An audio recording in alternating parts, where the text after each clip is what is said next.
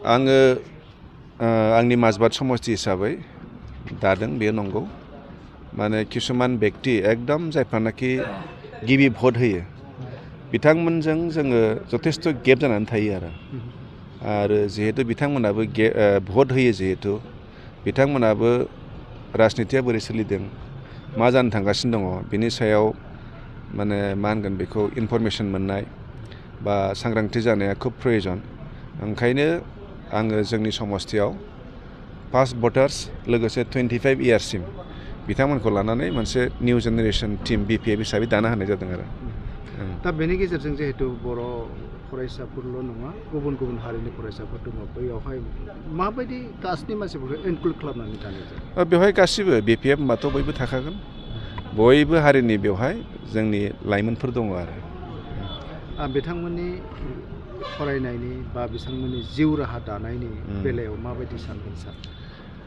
बिथांमोनाथ' जथेस्थ समस्या दङ माने जोंनाव निउ जेनेरेशन होननाय लोगो लोगो बेवहाय फरायनायबो थागोन फरायबो थागोन जायफ्रा फरायनायफोरनोथ' 18 to 25 माने कमप्लिटलि फरायबाय थानाय समानो बियो दा बेवहाय फरायनाय दिगाव गासिबो न'खरफ्राथ' मोजां नङा बयनाबो फरायनायनि जि माने सरकारनिफ्राय मोननांगौ सुबिदाफोर बा हेफाजाबफोर जोङो बेफोरखौ होनायनि खामानि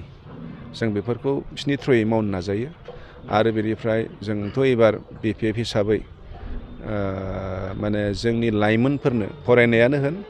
बा बिथांमोननि एंगेजमेन्टआनो होन बिथांमोननि थाखाय एबार जुनिया बाजेट लानो रोखादों आरो जोंना सरकार फैयोब्ला दा बेखौथ' होखानांगोन सोलोंथाइ गैयाबाथ' बहा आरो सेन्स फैनो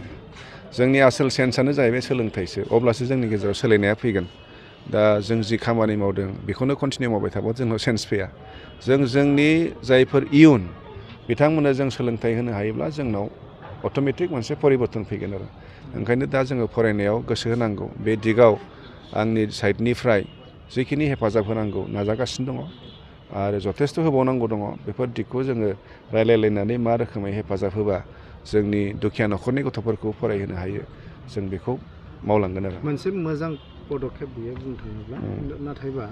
दानि जुगनि जा लाइमोन बिथांमोनखौ ओरैनो समखौ बाहायनानै ड्राग्स एडिक्टेड जुमाय उन्दै बैसोआव हाबा जानाय बेबायदिखौ नुगासिनो दङ बेनि गेजेरजों माबायदि होबथानो हानाय राहाखौ नुदों सार जोंनाथ' जि निउ जेनेरेशन टीम बेवहाय जोङो लाइमोनफोरनि गासिबो वेलफेयार खामानि